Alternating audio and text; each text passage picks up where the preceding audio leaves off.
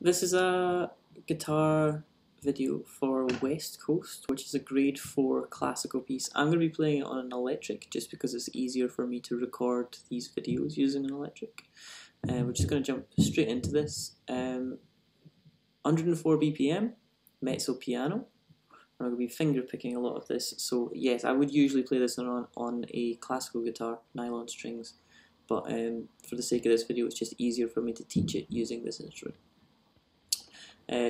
Intro is going to be like this.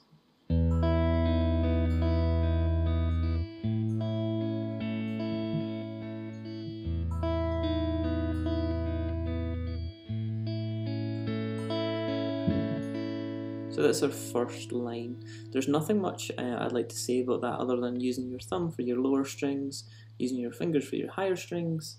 I use my two fingers here to make me look like Spider-Man or a metalhead, just so that you can get around that thin E string so that you don't hit it by accident. We want these to be open and clean, so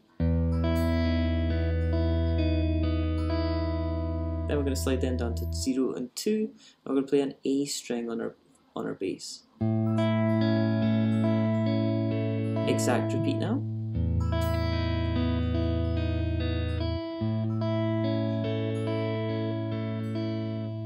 This looks like a B minor 7 to me. It's 2 and 2 on the A and the G strings.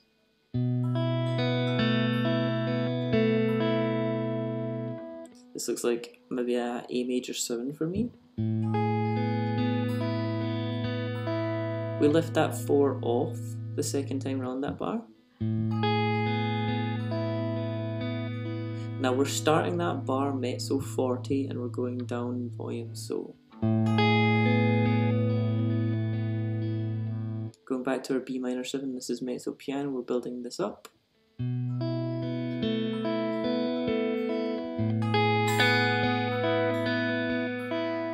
Still building up at that point in the bar.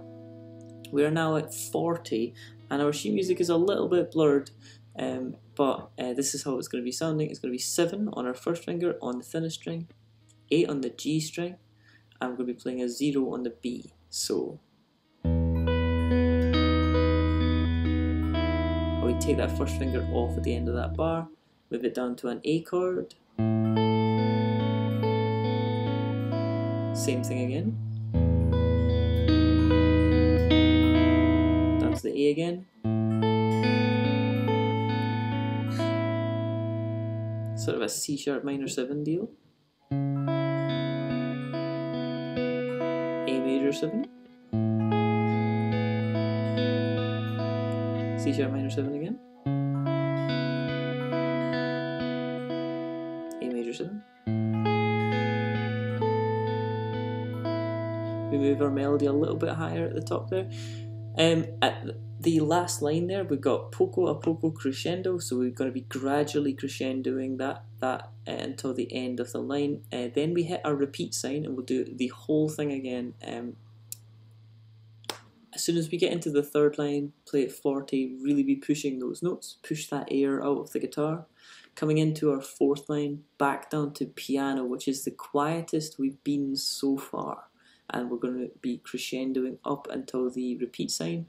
Then we do the whole song again, and then we'll go on to the second page, which is nice and easy sometimes. We've got some harmonics actually, so we'll see how these go. Fortissimo, this is the loudest we've been so far in this piece. Trying to keep the volume.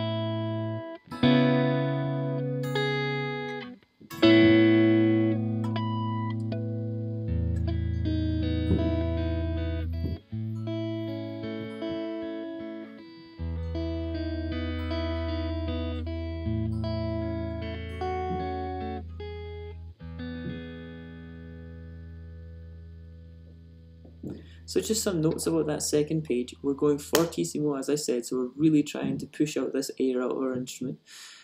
We've got our harmonics. I'll go over them just for a moment. In fact, I'll go over them right now and then we'll move on. So harmonics, if you've never done them before, they're not so hard. What you do is, for a 7th fret harmonic, you put your finger rather than pressing down on the string like that, we're going to be touching the string above the metal of the fret. So usually we're just beforehand, like this. Now for a harmonic, we're not going to be pressing down, so I don't know if you can see, but I've released my finger, and then I'm going to be bringing it forward so that I'm touching the string above the metal, but I'm not pressing down, just touching it. And that's the sound we get. If you're struggling on an electric guitar, you get much better harmonics back here. As you can hear that's a lot louder. Also, if you're struggling on an acoustic guitar to make that sound, the further back you go, the stronger your harmonic is well on an acoustic guitar.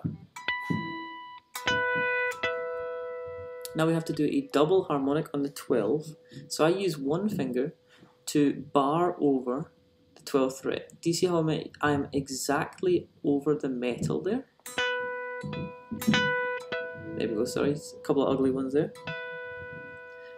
And then if you want to, you can release your finger afterwards and the harmonic will continue to sing afterwards.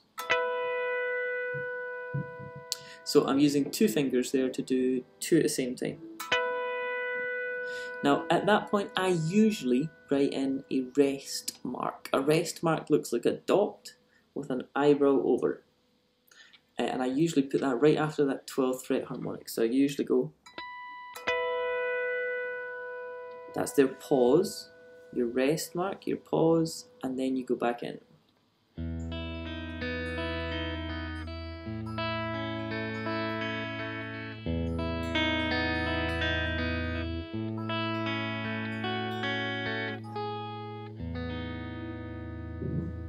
Now that ending is the only time where you're going to be doing this sort of thing. It's got this wiggly line up your chord, which means you should be arpeggiating that quite fast. So, da da da, nice and quick with your fingers, one after another from this one to this one. Other than that, there's not much more to say about that piece. Oh, sorry, bar 23. It says ret right above the stave, and it is a ritornello, which means slow down. So last two bars, sorry, it totally escaped me there. So last three bars, sorry, would be and slowing down.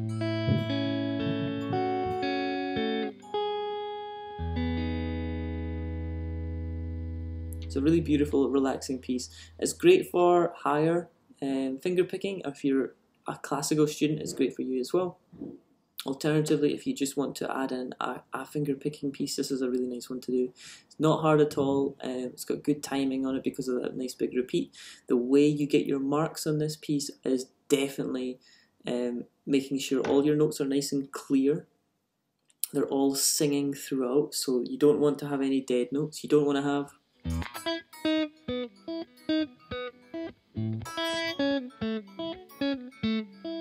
you want to have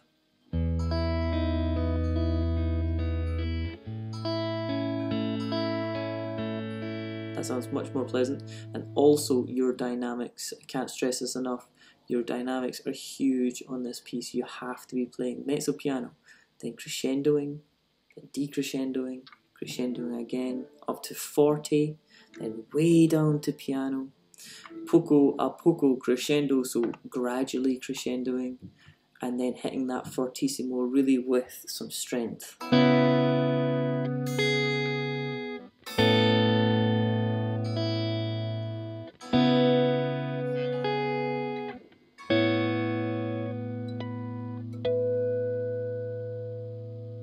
And again, I would write in that pause mark right above that 12th fret harmonic and then go on with your piece at that point. Okay, hopefully this was helpful. Bye.